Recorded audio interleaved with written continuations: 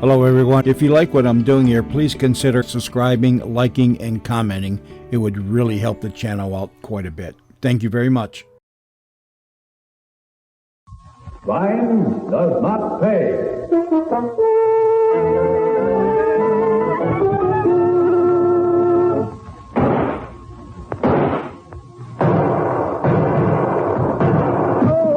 Oh. All right, Williams, we're coming in.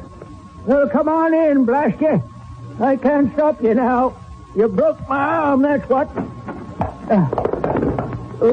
Foreman Williams, you're under arrest. Charged with forgery, resisting officers of the law, and murder. Oh, murder, is it? Who did I murder, huh? You got a copper stiletto tie? You'll find out in due time. All right, get off that floor now and come along. I demand proper medical attention. You can't prove no murder, you can't. 'Cause you ain't got any copper stiletto tie. No body of the crime.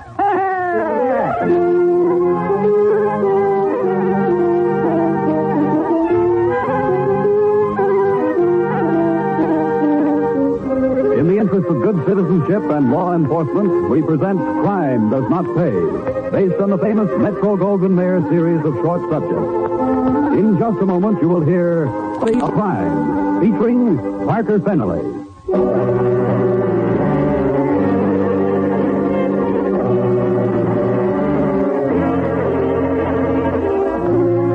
There's little doubt that one of the major motives, if not the major motive back of crime, is greed.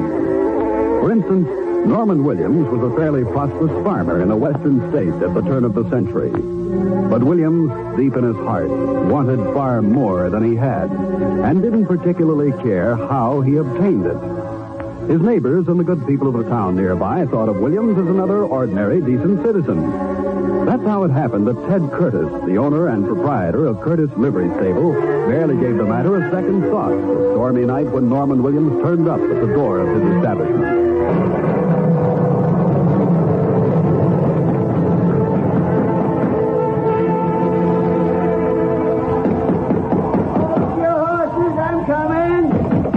Well, get a move on. Men could drown out here. All right. What's on your mind? Norman Williams. What you doing out on a night like this? No time for talk, Curtis. My horse took it into his fool head to bolt on account of the thunder. Will you rent me a rig? Well, you ought to be putting up at the hotel. Will you lend me a rig? I'm getting home tonight, storm or no storm. Oh, all right. Take it easy. No cause for temper. Come on inside. You can have the buckboard. That's good enough for a night like this. And give me a hand while I harness up for you.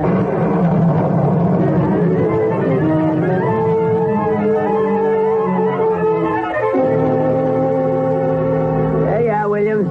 That'll be $5, payable now. I'll give you $2. You want to get home tonight? I'm risking the horse and the buckboard. $5. $2.50. Settle for $3. Yeah, here's your $3. Yeah. Now let me get out of here. Still don't see why you had to have a rig. Take it easy now.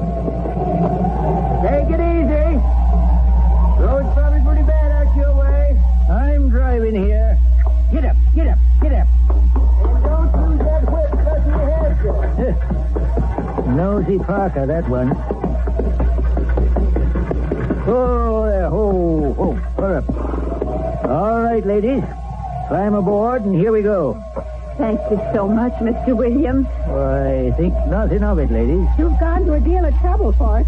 Wasn't necessary, really. Williams, you didn't say you had somebody out there with you? All set, ladies. Get up. Get on. Who is that, Mr. Williams? Oh, just the livery stable fella. He's a busybody. Wants to know everything. I must say, Mr. Williams, you've been to a deal of trouble for two folks you never saw before they came off the train tonight. Well, you're going to be my neighbors, ain't you? Least I can do is fetch you to your house night like this. We could have stayed at the hotel. Ah, that old flea bag. Tom Palmer, he owns that. Spends more time being county clerk. And the hotel shows it, too. Is it far to our place, Mr. Williams? Why, just up the road a piece. About a mile past mine. Easy, boy. Whoa. Now, we're stranded with here. Yeah, who's he? My brother. But, like you said, Your father left you the homestead, huh? That's right, Mr. Williams. You say something, Mr. Williams? No, I was just thinking. Ain't much of a son and a brother to let his ma and his sister travel way out west all by themselves. Oh, Stanley's a good boy. But we couldn't afford but 2 tickets and still have enough left for incidentals. Oh, there. City boy, city. Oh. Will we make it to our place, Mr. Williams? It's considerable out of your way, too. You're mighty nice to take such trouble. Why, matter of fact, ladies, if you wouldn't mind my hospitality, I'd be glad to put you up at my place tonight and take you over to yours in the morning. Oh, that'd be just more trouble. Or, yes, Ma. Well, Alma's probably right, Mr. Williams. We'll be happy to accept your offer.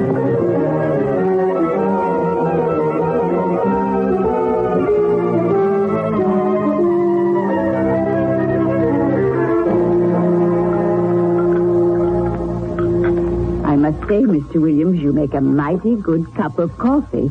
Thank you, ma'am. You've got a nice place here, Mr. Williams. Well, all you've seen of it, Miss Johnson, is the kitchen. And with burlap bags all over the floor on account of the wet. Shows you're neat, Mr. Williams. Well, I scratched what I've got out of the dirt. You know, this is rough country out here. Soil's none too good either. We heard it was very fertile. Yeah, then you heard wrong. It's a back-breaking job getting a living here. Nothing for a couple of women. Now, unless you sell the place. But if the land's bad, who'll buy? I would. Seeing as how you're my neighbors and all. What kind of a price, Mr. Williams? Oh, I couldn't give you much. 50 cents an acre, maybe? That's not much. Hardly pay our fare back home. Aren't you in an awful hurry to buy our place, Mr. Williams? Just a friendly offer, Miss Johnson. Maybe we should consider it, Alma. It's my land and I'm not selling. Not until I see it, anyhow.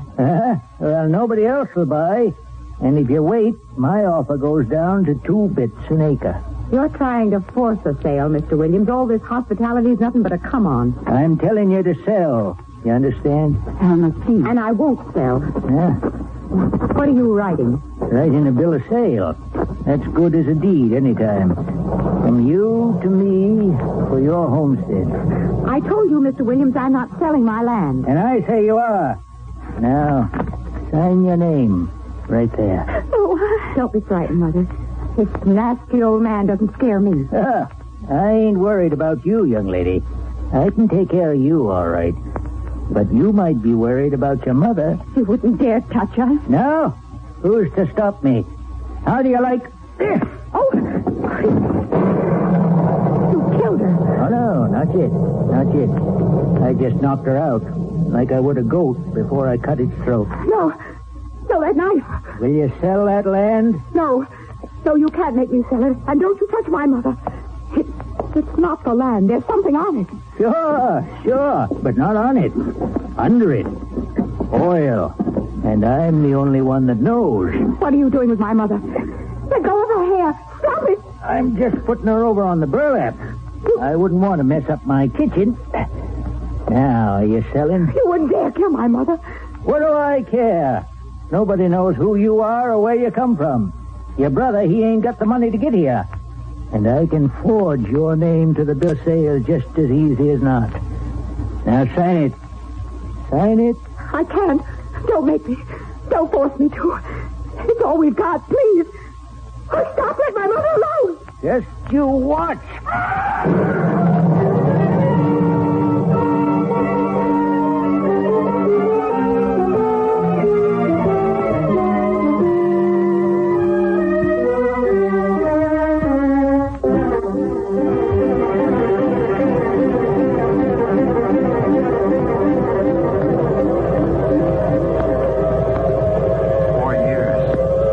4 years.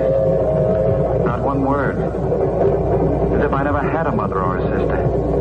No answers to my letters. Nothing. 4 years. Get a shovel, get a shovel, get a shovel, get a shovel. Why didn't they answer? What's happened? Did Alma marry? Did my mother marry again? Are they in trouble? 4 years. Long time. Long time. Get a shovel. Get a shovel. Wake up. Wake up. Come on, wake up. What's that? Get a shovel. Get a shovel. You are a sound sleeper, son. Oh, you. Are we almost there, conductor? I never saw anybody sleep like you do in these hard seats. What's all this about a shovel? I don't know. Must have been dreaming. Goes kind of like the wheels, doesn't it? Get a shovel, get a shovel. Funny. How much more time, sir? 3-4 minutes, we'll be in. Better get your bag out the platform. There's just a flag stop, you know, and he's blown for the crossing now. Come along, son. Beats me why anybody wants to come to this town in the first place.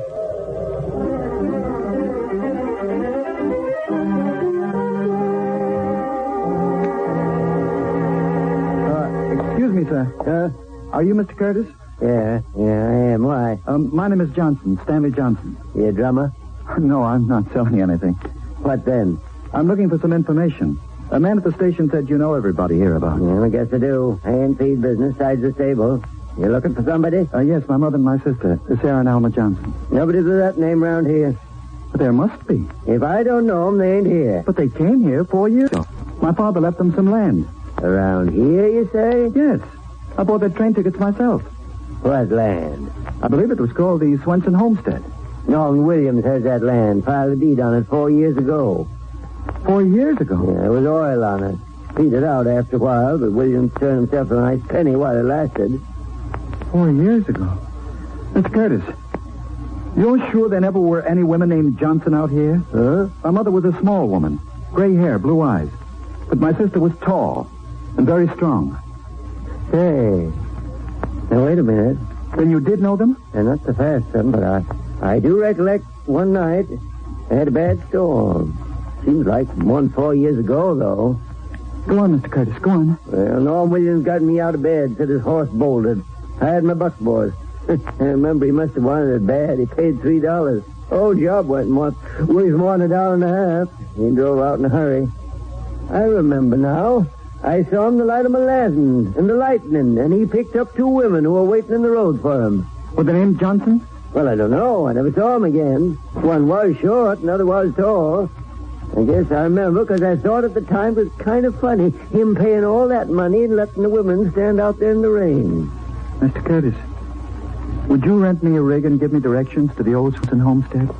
I'll drive you out there myself and charge you only $2. It's a deal. And could we take along a shovel? Sure. What for? Just a hunch. Something I thought of on the train.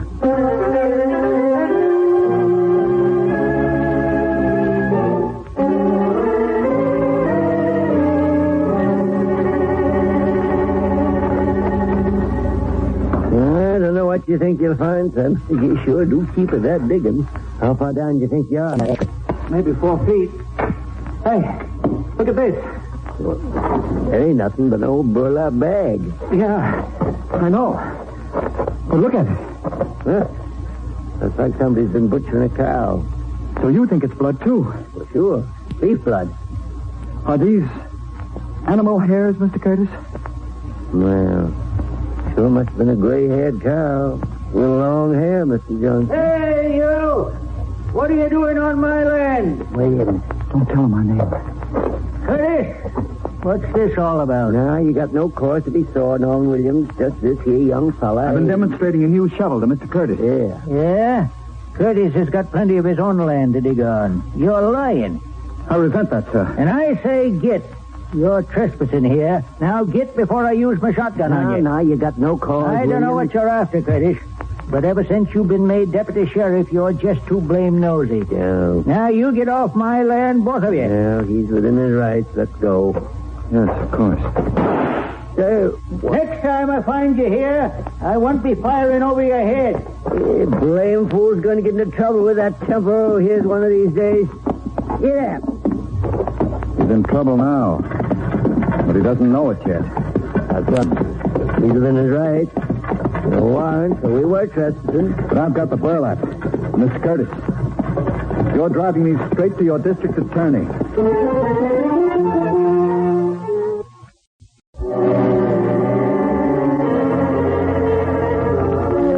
With the stained burlap bag safely under the seat, Stanley Johnson and Ted Curtis drove to the county seat. The deputy sheriff brought them in to see the district attorney quickly.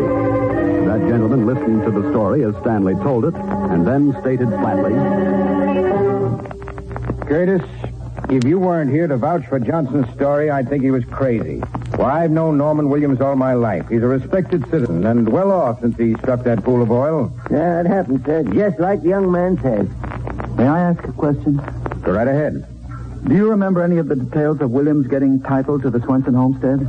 Well, nothing much. He filed a bill of sale in place of deed, if I remember correctly. Did anybody ever suspect there was oil hereabouts? Oh, from time to time there's been a little. They had a well going over on the Myers place about 10 years ago, and another on the Koroskis. How did they find those sources? Well, I remember about Joe Meyer. He was sinking a well for water, and he got oil. Any surface indications? Well, sometimes a well or water hole will show an oily surface. Could Williams have noticed that on the Swenson property? He might have. Roamed it pretty freely up until the time he bought it. Right after he got it, he was pretty busy, though. He had a big brush fire going there one day. About 4 years ago, too, that was. Brush fire? Now, don't go thinking about murder again, son. I'm sorry. After all, they were my mother and sister, you know. Young fellow, you seem pretty positive about all this. Well, maybe there isn't any evidence. But if it's all right with you, I'd like to examine that bill of sale. After all, I suppose if she is dead, I'm my sister's heir. I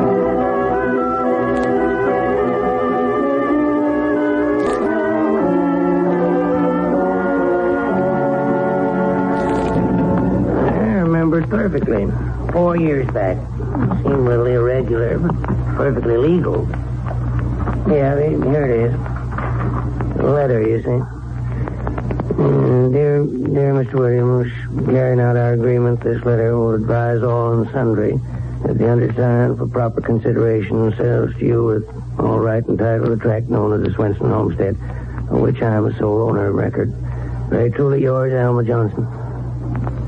May I see that, Mr. Palmer? Sure can. There's my stamp on it, registered. County Clerk, Herkimer County. I see that. But, gentlemen, as heaven is my witness, this is not my sister's handwriting. What? You suggesting forgery, Mr. Johnson? I know it. That land was all my mother and sister had in the world. They'd never sell it without consulting me first. And I know Alma's handwriting as I know my own. I see. Would you tell that to a grand jury, Mr. Johnson? I tell them a lot more. I tell them Williams murdered my mother and my sister. Oh, easy, son. Easy now. You'd have a hard time proving that. Why? There's blood and hair in that burlap bag. We don't even know if it's human blood, much less your family's. Then I say find out. Make tests. I know I won't rest until the man who killed Alma, my mother, is made to pay for his crime.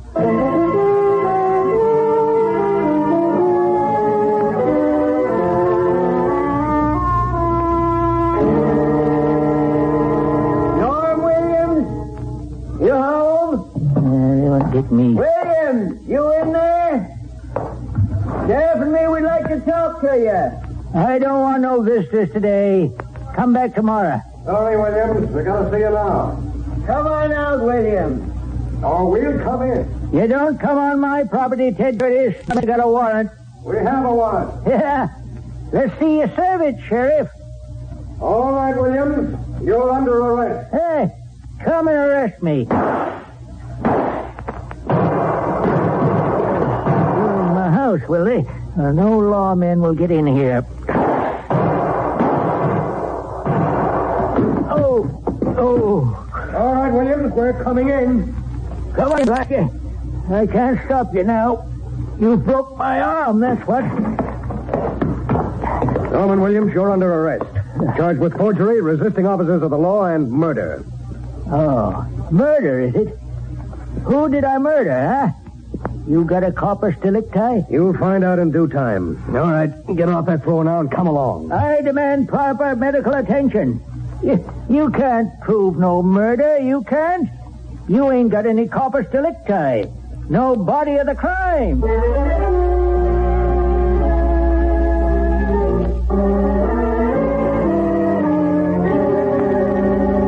Mr. Johnson, you're under oath. You're certain that your mother and sister came to this town to take possession of the property known as the Swenson homestead? I'm positive, sir. My father acquired the property years ago. He willed it to my sister. My mother and sister came here to live until such time as I could join them. I never saw them again.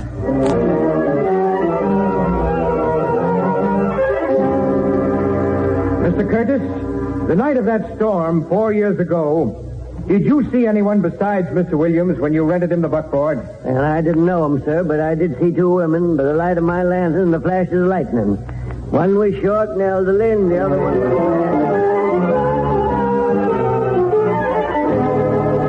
Now then, Dr. Sims, are you an expert on blood analysis? I am, sir. You conducted on the blood on the burlap bag marked Exhibit A for the state. I did. And what did you find? I found it to be human blood beyond any doubt. Did it take a large amount of blood to make that stain? No one could lose that much blood. Dr. Sims, please answer the next question carefully. We're attempting to set a precedent in this case, as the state has conceded that no actual corpus delicti has been found. Dr. Sims, about the gray hairs found on that burlap bag. They are human hairs, sir. Yes, and Doctor, did they come from the head of a living or dead person? The roots are still in the microscope. Hair from a corpse, sir, never has the roots attached. Then, as an expert witness, Dr. Sims, what are your conclusions? That there is evidence of a corpus delicti, even though none has been found. Someone was alive on the defendant's premises, and that someone was killed before he or she left.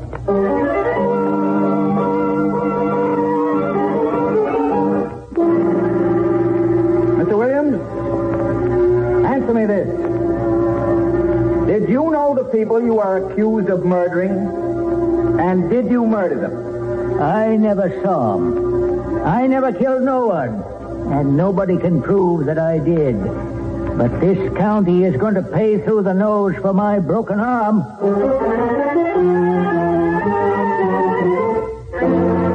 It is our contention, precedent-setting though it is, that through the brilliant microscopic analysis of Dr. Hannah Sims, we have proven that someone was murdered, and by this defendant. True, as my learned colleague has emphasized so often, there is no actual corpus delicti. But we have evidence that one did exist, which was later destroyed in a certain brush fire on the defendant's property, if in no other way. On this evidence, we ask that your verdict...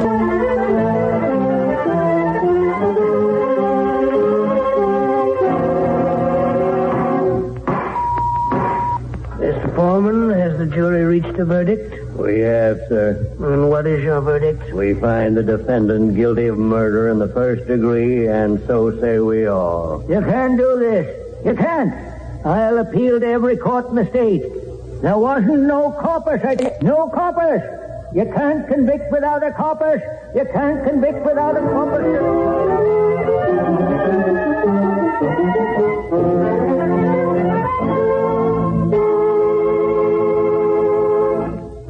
Crime does not pay.